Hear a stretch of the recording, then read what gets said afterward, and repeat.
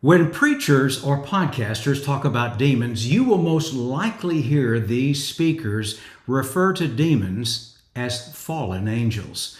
The storyline is that demons were once angels, but then they were cast from heaven together with Satan right before the temptation of Adam and Eve. And these fallen angels are now demons. But here is what many do not know. The Bible never calls demons fallen angels. In fact, the Bible does not tell us how demons came into existence. The idea of a fall of angels before the creation of Adam and Eve actually comes from church tradition and from the English poet John Milton in his epic Paradise Lost. There is nothing in the Bible informing the reader of how demons came to be. What the Bible does say regarding demons is that they are evil spirits. But here's what's interesting. The phrase evil spirits is not the more common term used in the New Testament for demons. The more common descriptive phrase is unclean spirits. Mark writes, "And he, that is Jesus, called the 12 and began to send them out 2 by 2, and gave them authority over the unclean spirits." And then Luke writes regarding the man that had legion possessing him, "For he, that is Jesus, commanded the unclean spirit to come out of the man." And then again, Matthew writes regarding a demon who leaves a person and then returns, "When the unclean spirit has gone out of a person, it passes through waterless places seeking rest, but finds none." So here's the question. Why are demons called unclean spirits? Listen, I can understand why they're called evil spirits. They perform evil acts. But why the description unclean spirits? Well, listen, before I answer this question, if you want to understand the Bible in the context in which it was written, that is the context of the biblical writers, then make sure that you subscribe to this channel. I post a video every week, and I am committed to not only helping you, but also myself, so that we together can grow in our understanding and grasp of God's Word, the Bible. All right, let's get back to this idea of demons being called unclean spirits. Why are they called this? Why would the writers of the New Testament choose this particular phrasing to describe demons in this way? Well, there's a reason why they chose this phrase, unclean spirit. The New Testament writers wanted to draw attention to the origin of these evil spirits. By using the description unclean spirits, the New Testament writers were revealing their understanding as to the origin of demons.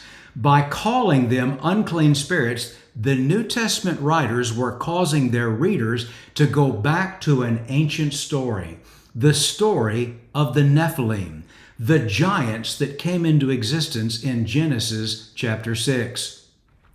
These giants were the result of the unnatural mixing of the heavenly, that is the sons of God, and the earthly, the daughters of men. We read in Genesis 6, "The Nephilim were on the earth in those days, and also afterward, when the sons of God came into the daughters of man, and they bore children to them." By having sexual relations with these earthly women, the sons of God fathered a race of giants that are called the Nephilim. And when these giants died, the spirits that left their bodies were considered unclean because of the unnatural mixing of heaven and earth, as well as the contact these spirits had with the corpses of the dead Nephilim. These disembodied spirits from the dead Nephilim were also evil because they came from the giants who were evil. And these facts bring us as to how the New Testament writers understood the origin of demons. The death of the Nephilim is the point of origin for demons. The Jews of Jesus' day believed that demons are the disembodied spirits of dead Nephilim. Now, upon hearing this, some of you may be saying, what exactly are you talking about? This sounds crazy. This is weird. Well, listen, to a 21st century Bible reader, it does sound weird. But to a first century Jew, particularly the New Testament writers, it was not weird. They believed that demons were the disembodied spirits of dead Nephilim. So here's the question. How did these first century Jews come to this conclusion? Well, remember, the Bible does not tell us how demons came into existence, how they came to be. Demons just show up in the biblical text with no verse or explanation as to how they came to be. That being the case, it is assumed by most modern day Christians that demons are fallen angels, cast from heaven with Satan right before the temptation of Adam and Eve. But there is no such story in the Bible. Demons are not fallen angels. The idea that Satan rebelled before the creation of humankind and took a third of the angels with him, it's not found in the Bible, nowhere. There's not a single verse in the entirety of Scripture that tells of the original rebel, Satan, sinning before Genesis 3, or of a third of the angels falling before humanity fell.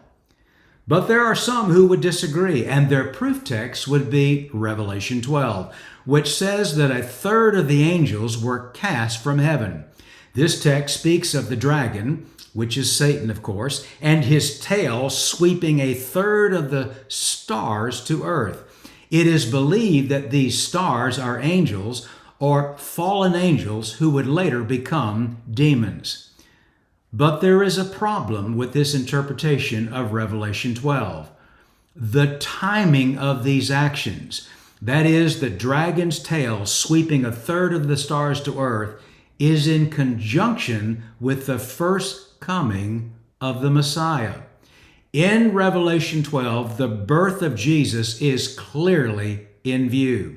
And Bible readers know that demons were already present in the world long before the birth of Jesus. So if the Bible does not record an ancient banishment from heaven of a multitude of angels who then became known as demons, where then do these demons that we read about in the Bible, particularly in the New Testament, where do they come from? How did these demons come to be? Well, as previously stated, the Jews of Jesus' day, including the New Testament writers, believe that demons are the disembodied spirits of dead Nephilim.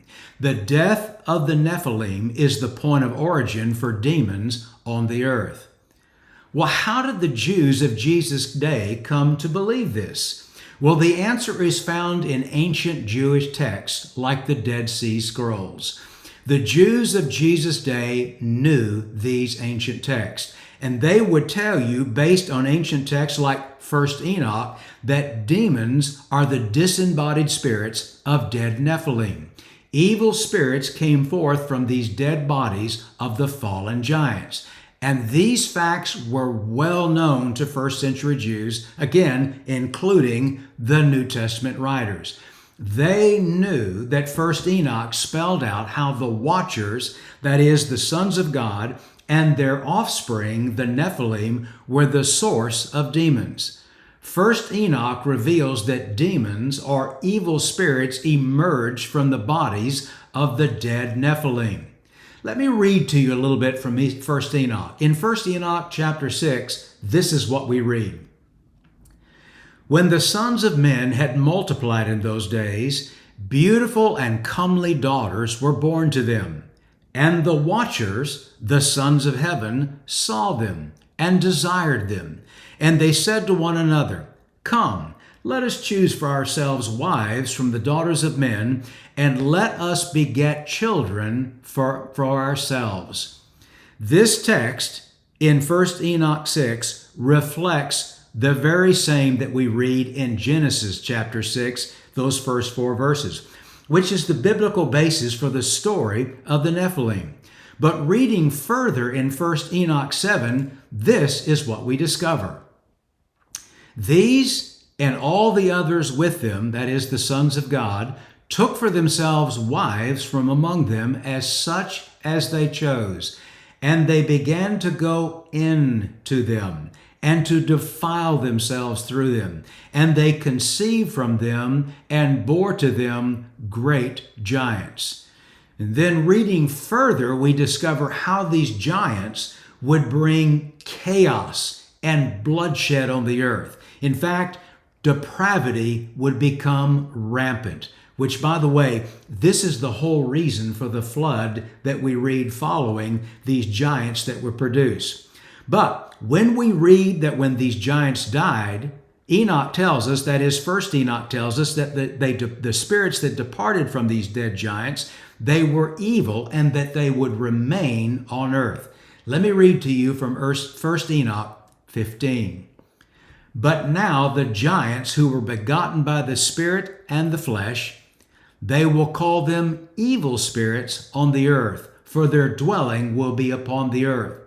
These spirits that have gone forth from the body of their flesh are evil spirits, for from humans they came into being, and from holy watchers was the origin of their creation. Evil spirits they will be on earth, and evil spirits they will be called. First Enoch reveals that the sons of God who left their heavenly abode did something they were not supposed to do. They crossed the line of their heavenly existence and they became part of the fleshly world, disrupting the cosmos. And then by procreating through earthly women, they created an unauthorized new being, the Nephilim, the giants. And this new being is a mix of both the heavenly nature, the sons of God, and the body of flesh, the humans. And these giants, like their human counterparts, they were composed of two elements. They each had a fleshly body, which could die, and they each had an immortal spirit that would continue after death, physical death. But these giants, the spirits of these giants, unlike the human spirit, had a slightly different nature. The disembodied spirits of these dead giants would remain on earth and could roam the earth unseen. These evil, disembodied spirits would dwell among humans, becoming an empire of demons who would wreak havoc on the human race. They would roam the earth, seeking bodies to inhabit. And these facts bring us right back to where we started. The New Testament writers chose the phrase unclean spirits as the most common designation for demons. By calling demons unclean spirits, these writers are informing their readers as to the existence, that is, as to the origin, that is, of these demons. They're causing them to go back to an ancient story, the story of the Nephilim, the giants that came into existence in Genesis 6. And when these giants died, the spirits that left their body were considered unclean because of the unnatural mixing of heaven and earth, as well as the contact that these spirits had with the corpses of the dead Nephilim. And this understanding of unclean by the Jews of Jesus' day is based on the Jewish purity laws. To the ancient reader, that is, someone who lived during the time of the Bible, this understanding of where demons would come from, this was not weird, this was not unusual, this was not odd. This is what they believed. They believed that when a Nephilim, the giant, died, the spirit of that Nephilim, the spirit that left that Nephilim's body, this is where demons came from. The disembodied spirits of the dead Nephilim are the origin of demons. And the ancient texts to which the Jews of Jesus' day, as well as the New Testament writers, reveal this fact. They knew this, and this is what they based their understanding on. Those ancient Jewish texts, like the Dead Sea Scrolls, they reveal much of their understanding. Well, listen, I do hope this has been somewhat helpful. This is an interesting topic when you start asking, well, where do demons come from? And the reason why is because the Bible does not tell us where they come from. But when we go to those ancient texts that the Jews of Jesus' day, as well as the New Testament writers, were very familiar with, suddenly we begin to get clues. In fact, we get more than clues. We discover what it is that they believed. Well, listen, thanks again for coming along. And listen, if this has been helpful, would you take a moment just to hit that like button? And if you've not yet become a subscriber to this channel, then take a moment to hit that subscription button as well. Thanks, though, for watching with me today. And as I always like to say, God's very best to you.